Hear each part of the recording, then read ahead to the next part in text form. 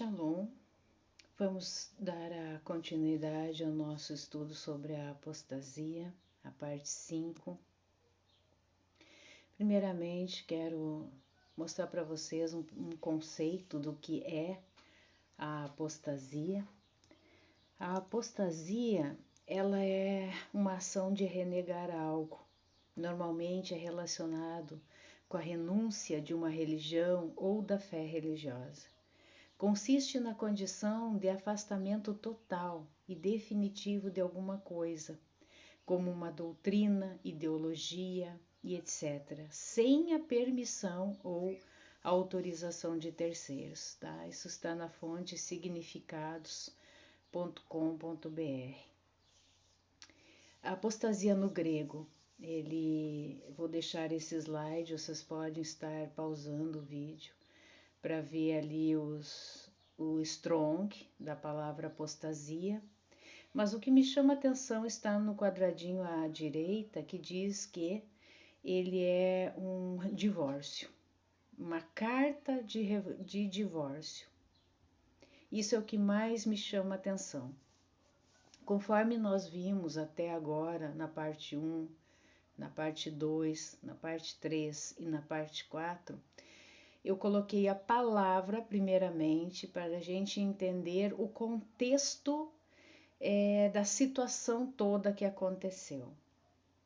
Comecei ali com Jeremias, que já fala explicitamente sobre a apostasia do povo, e depois passei para o livro de Shemot, Êxodo no capítulo 19, quando o Todo-Poderoso ele faz ali no Monte Sinai o enlace, né, matrimonial, o casamento em si, um casamento israelita, e onde ali ele deixa ali suas leis, seus regulamentos, a Torá, enfim, e Israel como noiva dá o seu sim, aceita o acordo. Então, um acordo, só para a gente ter, todo mundo ter uma noção que é um acordo. O casamento é um acordo.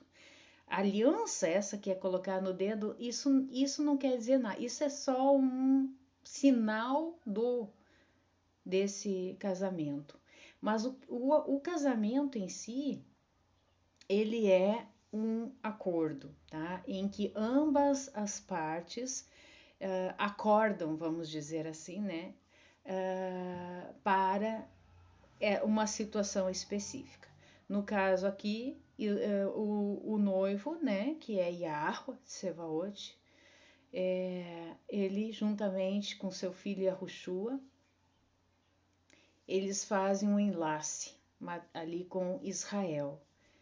Esse casamento, e a partir de então eu quero que vocês entendam, né, especificamente com relação à apostasia. Então aqui a gente já viu o conceito, né, vimos o conceito que ali uma renúncia, um renegar, enfim. E aqui no grego fala especificamente numa carta de divórcio. Então é interessante, nós vimos um casamento e agora está dizendo que a apostasia é uma carta de divórcio. A palavra em hebraico de apostasia, que se chama meshuvá.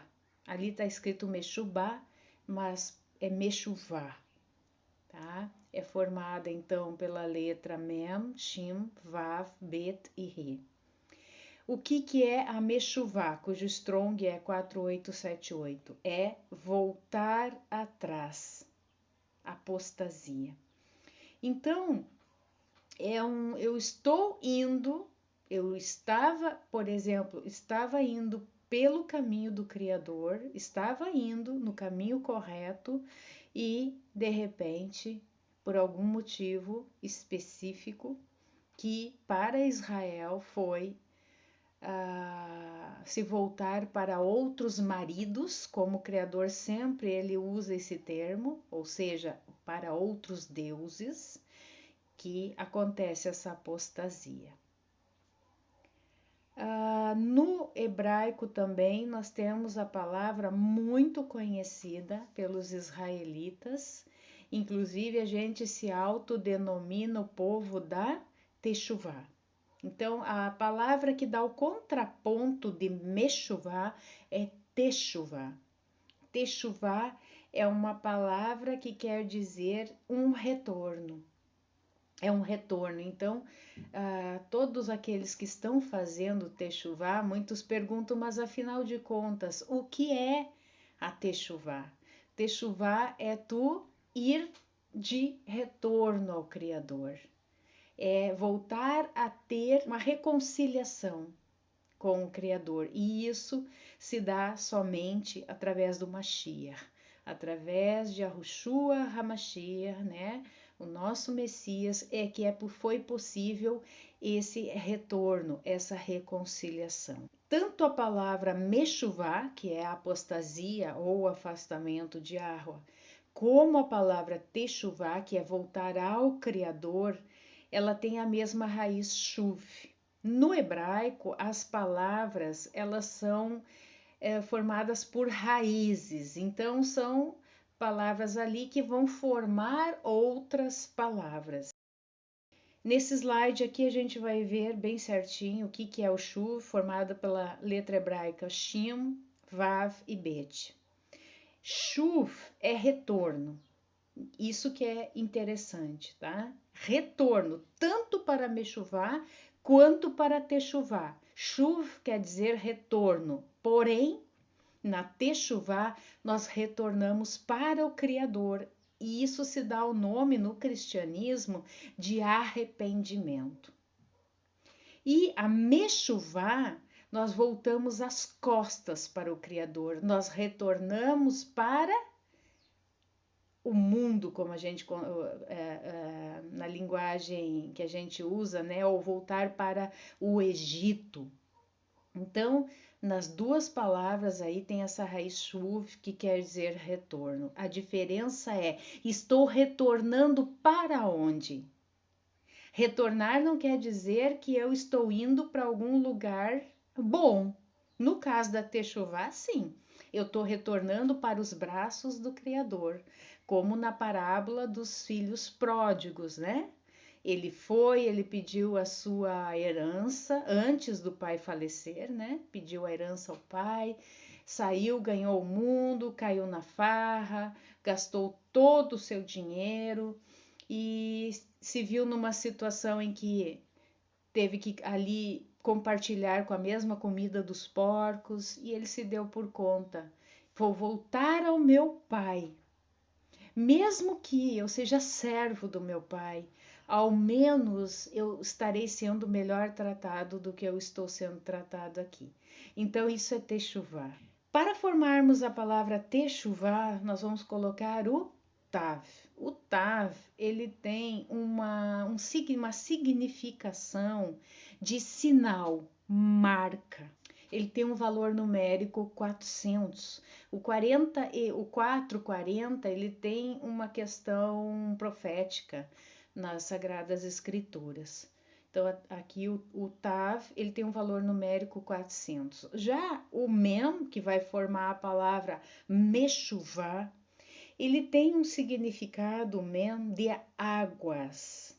Águas. Eu quero que vocês gravem bem isso, porque águas, para quem não sabe, água fala sobre portais, abertura de portais. Então, a Meshuvá, que é a apostasia, ela vai fazer uma abertura de portal para a chegada de alguém.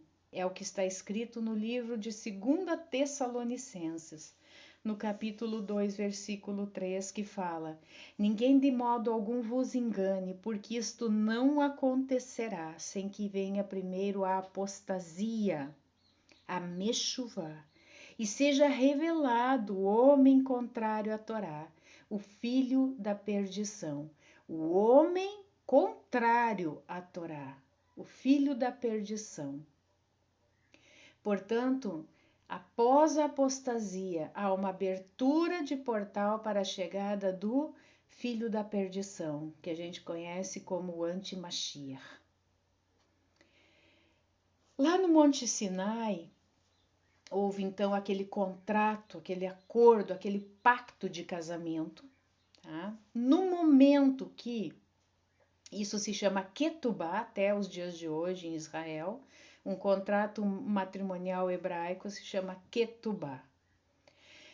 No momento que acontece a Meshuvá, que é a apostasia, há uma quebra da Ketubá, desse contrato matrimonial. E isso se chama, para nós, divórcio. Tá? Então, a Meshuvá quebra a Ketubá. Isso é o divórcio. A apostasia, portanto, é uma quebra do contrato feito com Yahweh, ou seja, com a Torá. Na apostasia, há um se aliançar com outro marido. Isto está no conceito de iniquidade, o que em grego é anomia, literalmente, sem lei, sem Torá, tá? Então, na história de Israel, quando apostatou, ela não ficou sem marido, ela já apostatou porque buscou outros maridos, tá? E quem faz isso é iníquo, se torna um anomista. Nomos é Torá. Anomos é aquele que é anti-Torá, anomia, a anti-Torá, sem Torá. Israel afastou-se do caminho e aliançou-se com outros maridos, que em hebraico, maridos, a gente conhece como Baalim. Esse é o plural de marido. Quando tem o prefixo im, é plural, tá? Então, marido em hebraico é Baal. Então, Israel afastou-se do caminho e aliançou-se com outros maridos, Baalim. Anulou o contrato, a Ketubá, feito no Sinai, e o divórcio, a apostasia, foi concretizado. Então, só para mostrar para vocês aqui, marido em hebraico é Baal. Quando Israel quebra a aliança com Yahweh, desobedece os mandamentos e toma para si outros maridos, ou seja, outros deuses, Yahweh, conforme relata o profeta Jeremias, dá a carta de divórcio para a apóstata Israel. Está lá em Jeremias, no capítulo 3, versículo 8 e 9. E pude ver que quando, além da apostasia, Israel cometeu também adultério, e eu a mandei embora, ele deu uma carta de divórcio.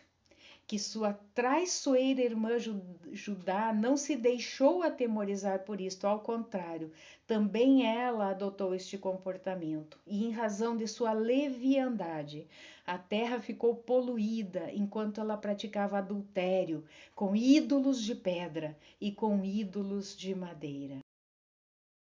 Dize-lhes mais, assim diz Yahweh, porventura cairão e não se tornarão a levantar, desviar-se-ão e não voltarão?